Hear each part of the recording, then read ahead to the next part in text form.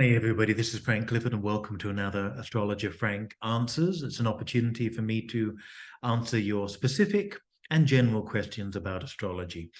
And if you want to sign up to ask questions, please go to londonschoolastrastrology.com, get a free account there. You can also download all sorts of articles and watch some videos and everything about astrology online, lots of freebies as well, and upcoming paid seminars and webinars, etc. Now, in the last week, I've answered two other questions about vocation, and this is the third one, and it's very similar to the one that I've just answered yesterday. So, but I do want to address it because there may be new things that come up, and of course, it's a different chart from the one we had with. Here we go. So this is a student who's asked to be called Razzle Red. And again, we have strong Libra, as we did in the last recording. Strong Libra in the chart here, and a moon in Leo, again, like we did before. But here we have Jupiter rising in Leo instead of Cancer rising. And we also have a strong Saturn energy here as well in the chart. So there's something I want to say about that. And the student question again was about finding meaningful work, what they want to do in life. So just summarize what I said in the previous recording. With the Libra, it's going to be about helping people move forward. It's a cardinal sign, meeting difficulties in terms of relationships where there's been unfairness or a lack of equality in something. There's always going to be a strong need to address what is wrong, what has been badly assessed, etc. So Libra is always focused on how can I put things right? How can things be fair? How can things be?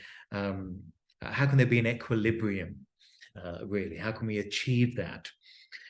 So that's going to be very important, and it may be.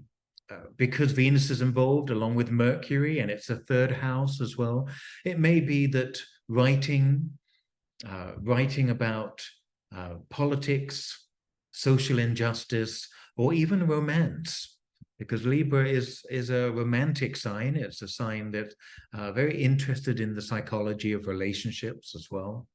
And that may be something that interests you too. Certainly the Mars in Gemini, that's connected to these planets here, would mean that there's a part of you that's got a very pointed point of view. There's Mars is always, think of it as a dart in Gemini. It's going to question, it's going to doubt, it's going to shoot down the official word, the great doubter. So this part here is always questioning. It could be a great investigative journalist or somebody that is investigating issues to do with unfairness, injustice, inequality, racial, social, gender, all of those things. Could be an important part of the life here, finding your voice in that way. Now, the connections to Saturn can, at its most negative, can be a bit of a block of I don't know enough, or I need to keep training, and I would ask yourself, how much training do you need? Do you need 40 different certificates and degrees before you feel like you've got some experience? You've just had your Saturn return, meaning you've just turned 29, 30 a few years ago, and that's often a key time of coming into your own. 32 is also, which is where you're at the moment, it's also a key time, what I call the shadow Saturn return, that we get a second chance to revisit those issues of the original 29 years old Saturn return. So have a look at what was going on about 3 years ago, particularly to do with your work, particularly to do with where you were working, whether you were working too much, it was unequal, somebody else was getting paid more but doing less. Have a look at that structure. And if you're still in it, or you're in another situation that feels like you're working too hard and there's not enough praise, take a look at that, challenge it. That may be a good idea at the moment to do that. The Saturn, so the negative part of Saturn is sometimes questioning your ability. The positive side of that is getting in tune with your voice, your sense of commitment. This is a very strongly committed, I'll do what I promised type of person, type of chart. There's no running away from that. Libra can be lazy sometimes, but the square to Saturn usually says, everything I've achieved, I've had to work hard at, and I will continue to build and work hard at. The other side, the other corner of the chart is strongly Leo. And Leo is a sign that needs to put their personal creativity to the fore. They need to be, in some way, the mentor, the parental figure for people, the person in charge, the person doing creative work that really comes from the heart. It's very heart-driven as a sign.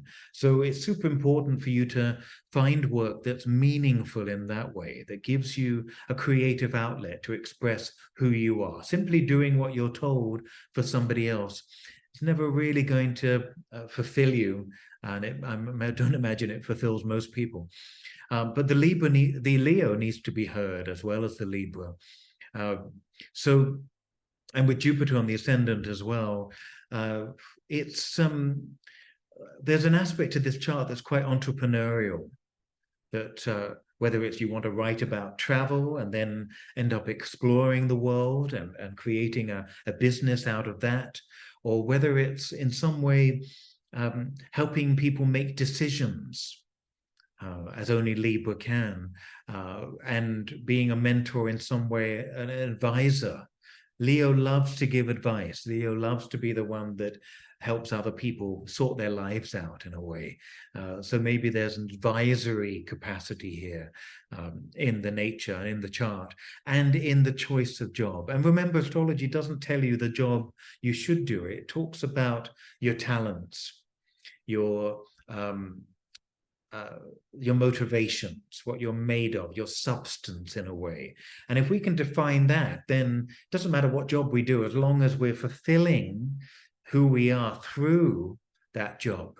Doesn't matter whether it's being a lawyer, whether it's being a writer, a teacher, whatever. If we're doing more of who we are, we will feel fulfilled in some way. And remember, you don't have to do your talents as a job. It can be a pastime.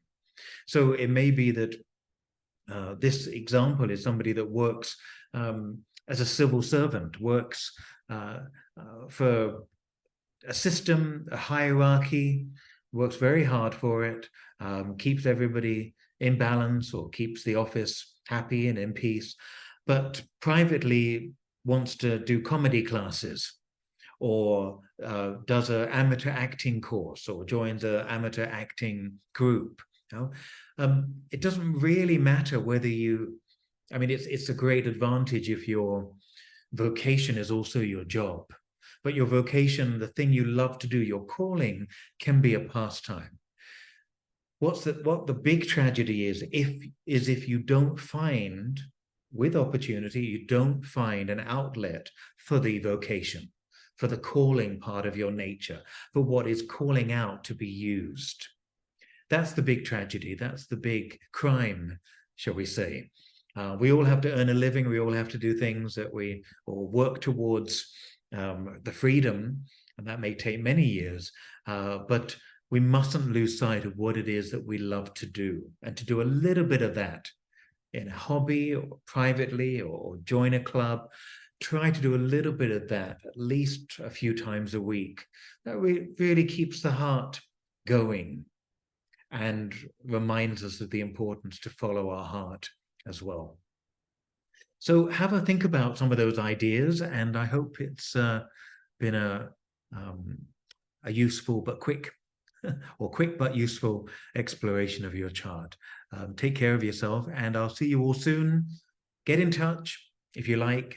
Go visit Astrologer Frank. on Instagram if you like as well. And I'll see you all soon. You take care.